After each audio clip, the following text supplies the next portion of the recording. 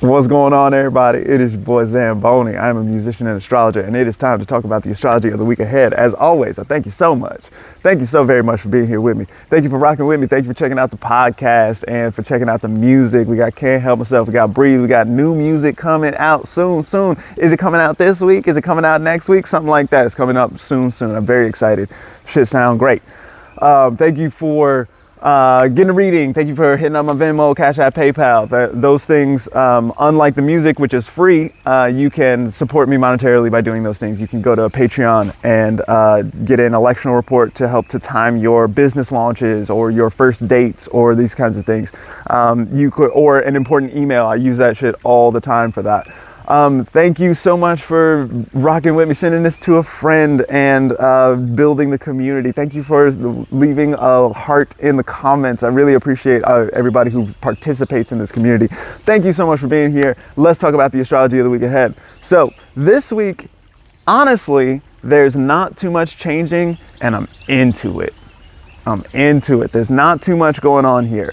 We've had a lot of changes taking place. And in fact, I think that one of the most important things that we've got going on this week is that Venus is in Cancer without the influence of Mars. So Venus just gets to hang out in Cancer, do Venus in Cancer things. So Venus is the planet of harmony and togetherness and cooperation and sweet things and things that taste good and things that feel good, soft things on your skin, and like music and arts and just like stuff that makes the world more beautiful, right? Venus is at home and comfortable. Not at home. Venus is very comfortable in Cancer. Cancer is the home of the moon. Venus and the moon are homies. It's like being over at your friend's crib, and when you're at your friend's house like that, then you feel comfortable. You can go up in the fridge. You can cook a little something or something like this, right? Like you're without even having to ask permission. That's how Venus feels in Cancer, right? Definitely. You notice the food metaphors, right? Like there's a certain amount of nourishment that I think Venus is going to be really capable of doing this week there in Cancer without Mars. Mars had been there in Cancer for a while, and Mars and the moon are not homies the way that the moon and Venus are. Mars is more like fucking shit up, breaking things, and anger and irritation and this kind of stuff. Mars is now into Leo, which is its whole own thing, right? But Mars isn't there in Cancer messing up this Venus. So Venus gets to just do all the Venus things in this moon nourishing, hug it up kind of way, right? That is important because what we've got going on here in Taurus is, Taurus is the home of Venus. Venus rules Taurus. And so all of the Taurus, whatever's going on in Taurus is going to be sort of like looking to Venus for support and guidance and for like understanding what's going on, right? And so we've got Jupiter, who has recently moved into Taurus. We had a Mercury retrograde there. And so now this week, Mercury is going to move forward again, or has been moving forward for a little while, and is going to hit that station degree as well. So we're going to finish up the Mercury retrograde shadow period.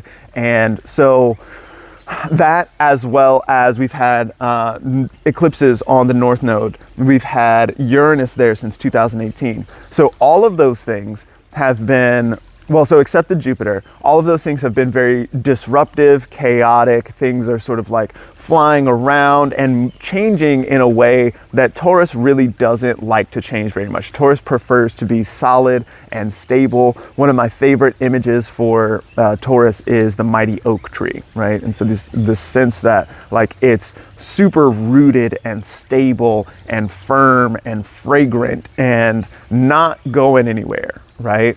And then you bring Uranus in there. Uranus is unexpected things, surprises, lightning bolts, this kind of thing, right? That can be difficult for the mighty oak tree to deal with, because the oak tree wants to be firm and stable, and now there's like all this stormy stuff going on. There's also been eclipses there. Eclipses, on the North Node, the head of the dragon, we're talking about chomping it up. We're talking about like major beginnings and endings happening in the whatever's going on in Taurus, right? So there's been a lot of that sort of like calamity taking place in that area of the sky, and then in that area of your chart, and therefore whatever that area is of your life. So like you can look at what house you have Taurus in. First look at your rising sign, and then count how many signs it is to Taurus, and then you've got a house number, and then look up the significations for your houses, for whatever that house is. So if you've got like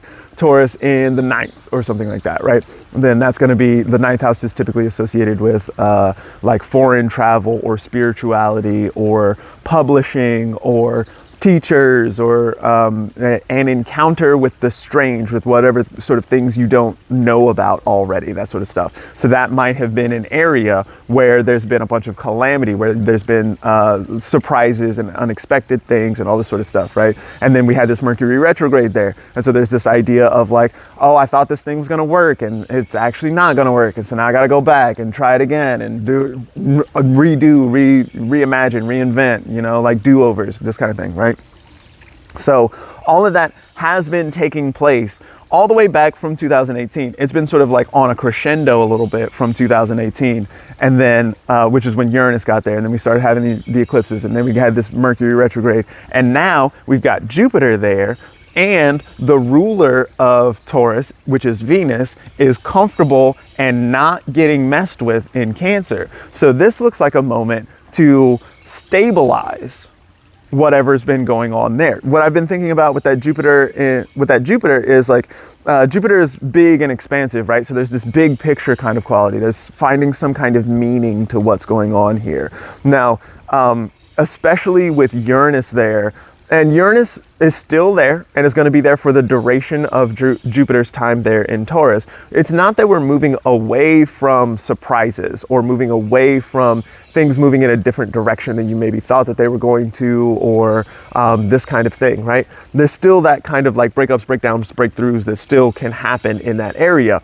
But Jupiter tends to be a little bit more moderating in its influence, and there's something like meaningful, spiritually meaningful, or maybe like Jupiter's associated with teachers and like that kind of like learning, wisdom kind of quality here. And so, or, you know, like if there are surprises going on, then there might be nice surprises around to be had and this kind of thing, right?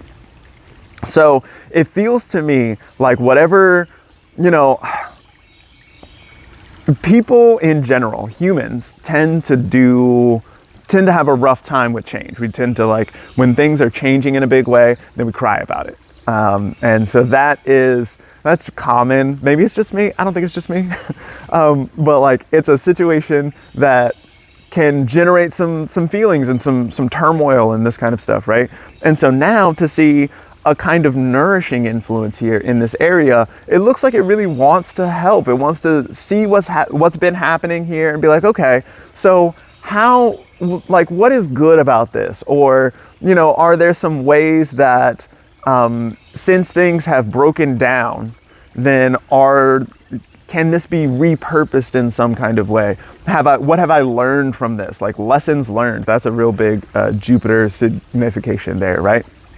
So this is a really good week to kind of relax into that, to nourish, you know, like I am a big proponent of like using music, for example. That's a very Venus thing, like using music or art or creativity in some kind of way to process, to understand, to work through, to work with, to think with whatever's been going on and think together with it, right? That's what Venus really wants to do, is like Venus is very much together and cooperative. And so since there's not too much other stuff going on, we don't have a lot of planets changing signs, we don't have like big major aspects going on, like the moon's gonna make some aspects and whatever, right? The moon does that, but like we don't have any sort of major planetary stuff going on. So we've got a little moment here to relax. We've got a moment to be like, okay, like we can find something lovely in this life that we're already here living.